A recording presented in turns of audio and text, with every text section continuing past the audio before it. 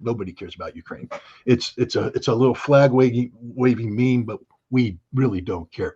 The nation that we do care about in America is Israel, because Israel has bought and paid for us. We have this wonderful relationship. Basically client prostitute, and that's what it is, baby. It's political prostitution on a grand scale, and the Israelis have paid their money and they need to get the service that they paid for. The Americans don't care that Israel attacked the Iranian consulate. We don't care about international law. We never did. If we did care about international law, we wouldn't have invaded Iraq back in 2003. We don't care about international law. It's something we throw out there when it's convenient and we ignore when it's not convenient. And so when Iran bombed the consulate, we have idiots like, even though he's not American, he used to broadcast on CNN, Piers Morgan. It's not really diplomatically protected if they had military people inside that consulate planning operations against the Israelis. It's now a legitimate military target. Hey, Piers, you moron. We got two outstanding guests today, Carl Zaw and Scott Ritter, waiting backstage. But I just want to chat with you guys for a moment here, just to give you some figures that I've gone over in the last couple of hours. Let's have a look at how much money the Americans are burning here. Since 2014, the U.S. government has spent over $300 billion, or $80,000 per second, or that works out to, let's round it off to about $4.6 million per minute. If that number doesn't scare you, I don't know what does. And by the time I finish this live stream, we would have burned up about $121 billion in the national debt of America. Oh my, oh my. Let's bring on a couple of gentlemen that can help us figure this out. And as you know, this is called The Gloves Are Off, and they definitely are. Carl's on the program here, and Scott Ritter. Gentlemen, I remember last week, it was probably one of my greatest live streams because, I just sat back and listened to you guys chat all the time, and it was amazing. We got such good response. We're going to start off with Scott tonight. Scott, was this the response that the Iranians were expecting? Which response? The Israeli response? Yeah. Was that it? Is that it? Is that all they got? Or, is there more to this? Well, first of all, if you think that that's all the Israelis are going to do or are capable of doing, then you don't know the Israelis. The Israelis have spent a lot of time carrying out a very advanced covert action program targeting Iran on a number of levels, targeting Iran's nuclear infrastructure. People only have to remember Stuxnet, the virus that the Israelis were involved in inserting into the Iranian centrifuge program. There's been other viral attacks, computer viruses. There's been infrastructure attacks where Iran has, infiltrated a variety of either explosives or other destructive techniques designed to destroy nuclear infrastructure. Israel's been assassinating Iranian scientists inside Iran. Israel's been working with ethnic minorities and religious minorities inside Iran, and working with other political factions to foment unrest inside Iran. We had a major outbreak of violence last year that many in the West tried to pawn off as just an example of internal unrest and dissent. And no, it was actually orchestrated from the outside in by Israel and Western intelligence services for the purpose of undermining and hopefully overthrowing the Iranian regime. So Israel has been playing this game for some time now, and they will continue to do so. They will continue. They will accelerate this process. What happened, I believe, was just purely a face-saving mechanism. Something that Benjamin Netanyahu would say, "There, we responded," so that internally he could hold this coalition together. I think without some sort of demonstrative response, this coalition would have collapsed, and that would have been a political disaster for Netanyahu. But I think we have to be careful about gloating over superficialities. And with without understanding the reality of this. Israel's at war with Iran, and it's a war that Israel has been waging for some time now. Iran is at war with Israel. Iran's been waging a war against Israel as well. They've been using the axis of resistance, Hezbollah, to put pressure on the border. There's death and destruction being dealt out on a daily basis on the Lebanese border. I mean, anybody who thinks that Israel doesn't pack a punch doesn't understand anything about Israel or how Israel operates. It's far too easy. People go, is that all Israel has? Israel has a hell of a lot more than that. They just opted politically not to deploy it at this time. There will be a time and place. There could be a time and place where Israel does opt to go full bore. This wasn't it. Israel's in a very precarious situation with its political relationship with the United States. It doesn't want to put that at risk. Israel's military is stressed in Gaza against Hezbollah. It doesn't need a full-scale war with Iran right now. So what Israel did was actually a stroke of political genius. People can mock it all they want. Israel doesn't care. As I said, Israel has capabilities that they will continue to use to attack Iran. If the Iranians think this is over, then they're wrong. But the Iranians aren't stupid. They know this. They know what Israel's been doing. They know what's going on. This was a little bit of a superficial song and dance that took place the other day. That's it. It doesn't.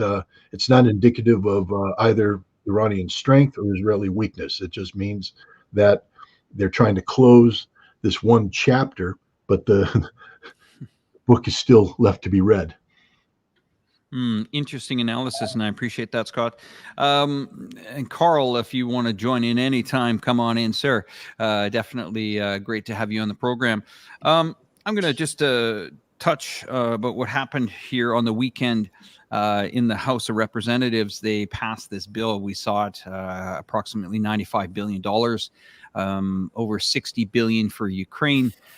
We saw some money go towards Taiwan as well, and of course to Israel, and a bit of a ban on TikTok actually telling a Chinese company to pretty much sell their company up and leave.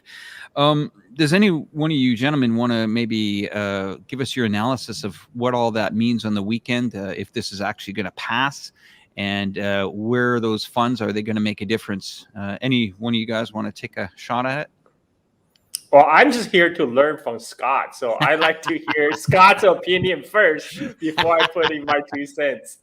Okay, go ahead, Scott. Well, I'm going to withhold judgment on TikTok and anything dealing with China till I hear Carl's input. But when it comes to this, look, let's back up. I was asked by a senior diplomat last December what I thought about the funding bill for Ukraine. And at that time, I said that you can't evaluate any of this from the standpoint of traditional national security, benchmarks.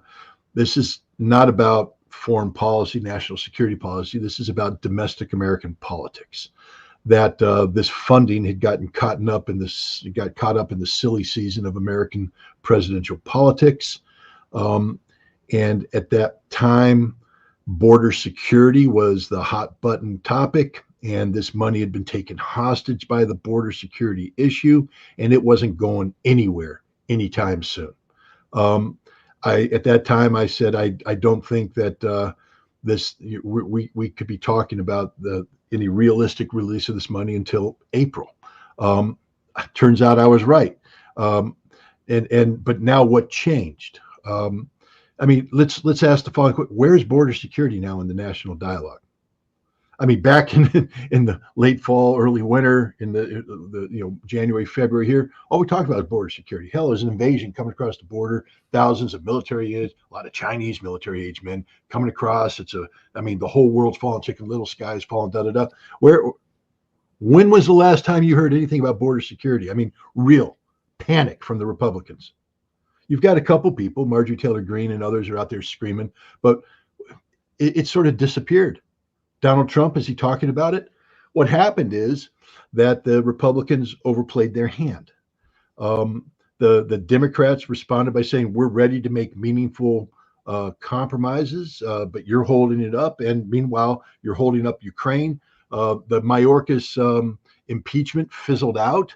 And so suddenly the Republicans who were holding a strong hand haven't played their cards very well, and the issue has fizzled out. Meanwhile, a couple things happened. One, Ukraine was getting the snot kicked out of it by the Russians, and every major media outlet. And again, people need to understand when Western media suddenly changes its tune, it's not because they became smart. It's because their masters said, we have to change the thematics. So how do you put pressure on the Republicans? You get the New York Times to run a front page story, say, the Ukrainians are losing.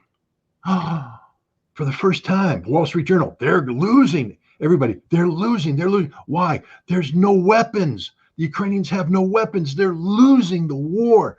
There's consensus in the mainstream media. They're losing the war. And the Republicans now are vulnerable because they're losing the war because they have no weapons. And it's the Republicans holding on to the weapons about the border security, but Biden's willing to compromise on the border security. It's now a complicated issue. The same thing with Israel, because the Republicans could have probably ridden out the Ukrainian thing a little bit longer. Because frankly speaking, despite all the polls, nobody cares. Nobody cares about Ukraine. It's a little flag waving meme, but we really don't care. The nation that we do care about in America is Israel, because Israel has bought and paid for us. We have this wonderful relationship. Basically, client prostitute, and that's what it is, baby. It's political prostitution on a grand scale. And the Israelis have paid their money, and they need to get the service that they paid for. And but so we're playing games. We had genocide taking place. It's difficult for the Israelis to overcome this genocide thing. I mean, very difficult. But all of a sudden, Iran attacks Israel with massive missiles and drones, and the visuals of that for the Americans. The Americans don't care that Israel attacked the Iranian consulate. We don't care about international law. We never did. If we did care about international law, we wouldn't have invaded Iraq back in 2003. We don't care about international law. It's something we throw out there when it's convenient, and we ignore when it's not convenient. And so when Iran bombed the consulate, we have idiots like, even though he's not American, he used to broadcast on CNN, Piers Morgan. It's not really diplomatically protected if they had military people inside that consulate planning operations against the Israelis. It's now a legitimate military target. Hey, Piers, you moron. Every American embassy and British embassy in the entire world, therefore, is a legitimate military target. Because guess what? We have a defense attaché office that hosts meetings there where they plan military operations against neighbors all the time. You literally just made the U.S. Embassy and the British Embassy in Kiev, Ukraine, a legitimate target, because right now, as we speak, the British and Americans have delegations, intelligence and military, inside there working with Ukrainians to plan attacks against the Russians. So with your genius analysis, you just said it's okay for Russia to blow up the American embassy and the British embassy because they're doing things that could be deemed as hostile by Piers Morgan is a moron. But we've known that for some time now. So is almost everybody else in the mainstream media. The Americans don't understand how important it is to have diplomatic inviolability, protection, because once you lose that, every embassy becomes a target. And while they may be doing things inside that embassy, hint, hint, if there's a CIA station, they're doing things you don't want them to do. China knows this. I mean, China's a grown-up country. They know inside the American embassy in Beijing, the CIA is plotting to do horrible things to the Chinese. Espionage, bring the Uyghurs up, all this stuff. They don't bomb the U.S. embassy. They don't bomb it in neighboring countries where we work with people to go into China and do stuff. It's the real world. And China's doing the same thing to us.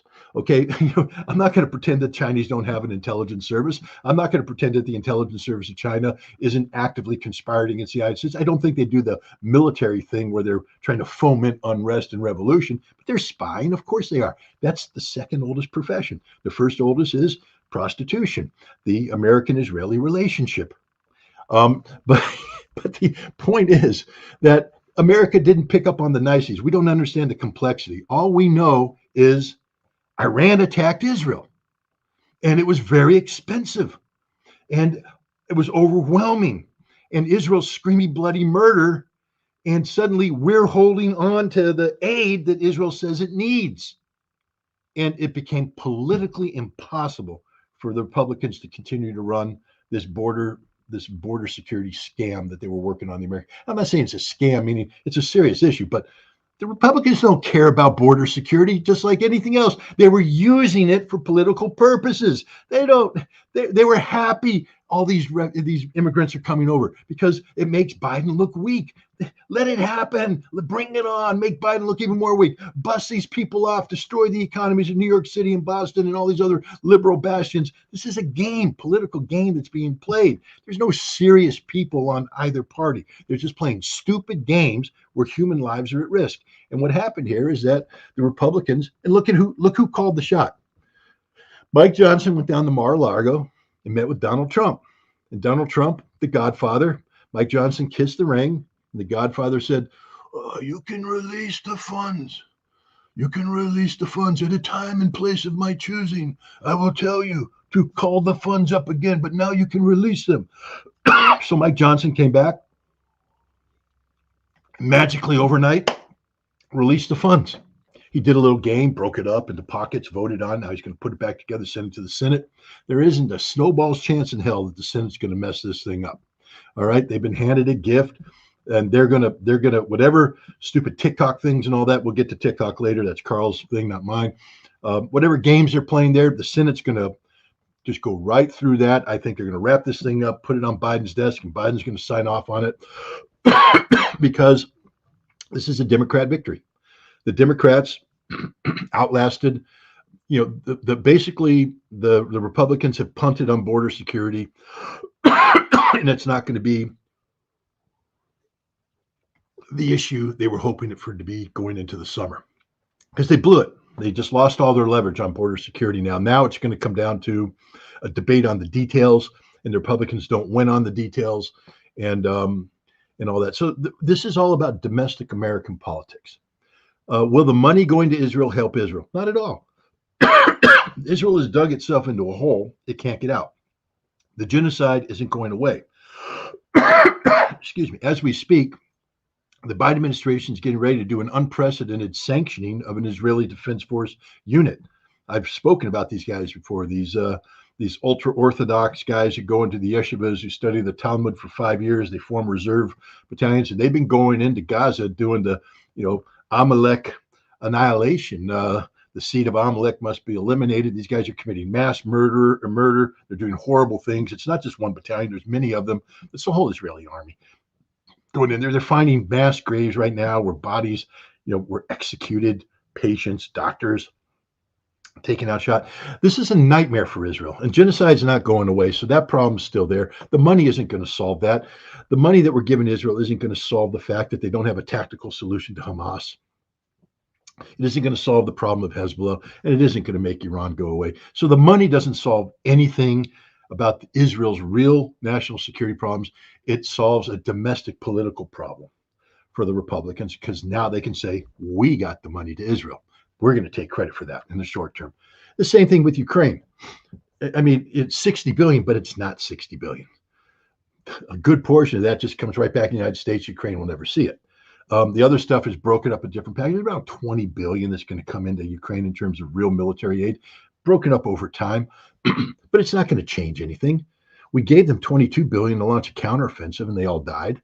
And we're going to give them 20 billion now. But remember, the situation that existed when we gave them 23 billion for the counteroffensive, they had a much better situation. If they had a viable air defense shield, they had significant, infrastructure in place. They hadn't burned through all their reserves yet. They were still a credible military.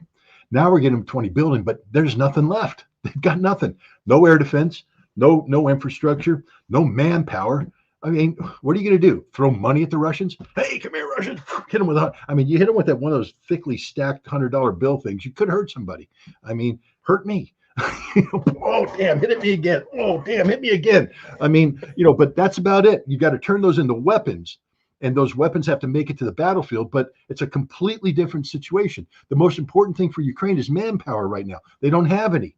They can't recruit it. They did a new law, mobilization law, which does away with conscription, and now talks about mandatory, train. Looks great on paper. And if they had 3 to 5 years to implement this thing, it would be a solid law. They need 250,000 troops right now on the front. They don't have them. If they go around and Shanghai everybody, they still have to train them. Then you have to equip them, and then you have to get them to the front. This isn't a static situation on the front line right now. The Russians are pressing forward everywhere. There's no relenting. As the weather gets better, the Russians are going to press forward even harder. There's no air defense, so the Russians have projected power forward. You try and bring this stuff into Ukraine, bam, bam, bam, bam, it's going to get hit. This isn't going to be an easy transition into money, military power, hurt the Russians. Will the Russians get hit by ATACMS? Of course they will. Will ATACMS change the scenario? Absolutely not. It's not a magic weapon. All this does is allow the Republicans to, Jason Crow, if you're listening to me, Representative Crow, I can't say what I want to say, but you waving that Ukrainian flag was perhaps the most embarrassing moment of your pathetic political life. All right. You literally are celebrating the deaths. And this is the sad reality here. Between 100 and 200,000 Ukrainians are going to die because of this bill. It isn't going to change the outcome of this war. It isn't even going to change the timing of this significantly. They might have bought the Ukrainians another 10 to 20 days. But the bottom line is Russia has a plan. If you think for a second that the Russians didn't sit there and say, what happens if they get $20 billion? I love the Ukrainians. The Russians are in a panic. Yeah, they look like they're panicking. Have you heard the Russians come out and say anything? Why? Because they're letting the results do the talking. They're just going to keep doing what they do. This doesn't change anything. They might have to alter some of their targeting, their intelligence to try and interdict this stuff as it comes in. But other than that, it isn't going to change anything.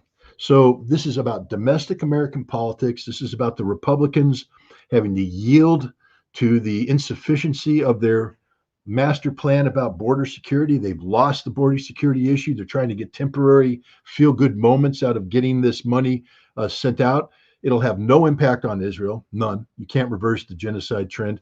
It will have no impact on Ukraine, none, because Russia is in a dominant position that they're not going to yield.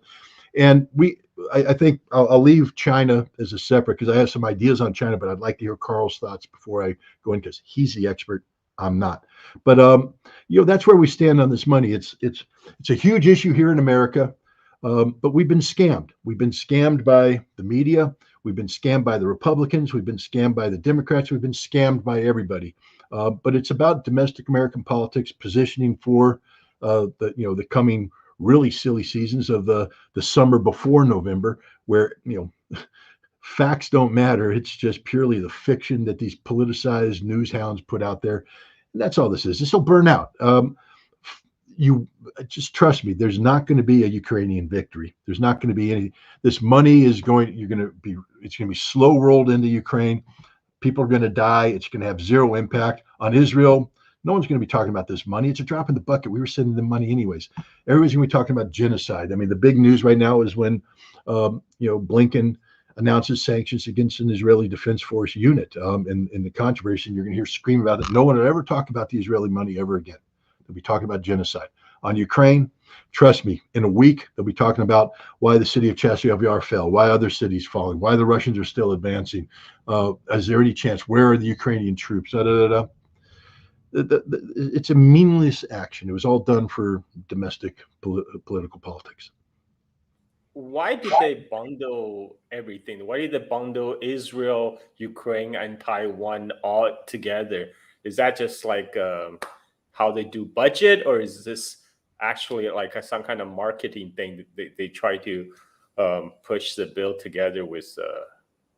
Well, it's a supplemental defense spending act, so all of it has to be put together again by the Biden administration when they submit it. What the Republicans did is they took that and they linked it to border security, holding it hostage, saying that we won't vote on this money until you give us money. If you're going to give money to Ukraine for defense, if you're going to give money to Israel for defense, if you're give money to Taiwan for defense, we need money for border security because we have a war here. They're coming over the border, coming over the wire.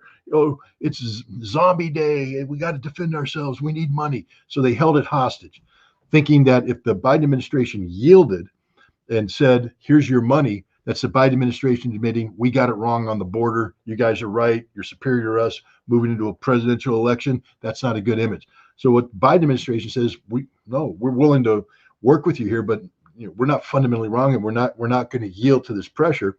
And so the Biden administration then threw the blame for the lack of Ukraine aid, Israel aid, China aid onto the Republicans. But as long as the Republicans were able to keep border security front and center, nobody, they weren't paying a political price. But the combination of how the Biden administration worked with the media that changed the narrative about Ukraine. Look, the narrative changed on three things. On Ukraine, they're getting beat for the first time. Remember, they were always, the Ukrainians are winning. They're going to win. The Russians are losing. The Russians can't win. Suddenly the Russians are winning. The Ukrainians can't win. Why? They need weapons. They need weapons. They need weapons. They need weapons. That became the thematic. And then everybody was talking about how they're losing. But if we just gave them weapons, shot them over with that magic weapon heroin, they'd all get going and be able to run forward. And then on Israel, that was an impossible one to get the American people excited about because of this genocide thing. But the Iranian attack changed everything, a whole new dynamic. And so that happened. And then on Taiwan, basically the argument on Taiwan was if we let the Russians win, we're empowering the Chinese to do the same thing against Taiwan. So if you want to save Taiwan, we have to defeat the Russians. Or to defeat the Russians, we need the weapons. And so they wrapped all these things together, threw it back at the Republicans who couldn't hold the border security narrative together. They're saying, well, it's very important. We're going to impeach Mayorkas. No, you're not. Went to the Senate. The Senate went, get out of here. Well, it's the most dangerous thing in the world. But Americans are going, there's only so many images of immigrants coming over the fence that you can see. Then it gets complicated because people start to dig deeper and they say, well, wait a minute. If the Republicans would just reach this compromise with Biden, maybe we could improve this security. It becomes a complicated issue. And the Republicans found that people were starting to talk more about the fact that the Republicans were holding up the money to Ukraine, Israel, and Taiwan, and less about Biden not doing the right thing at the border. The script had been flipped, and now the Republicans had to punt on the issue.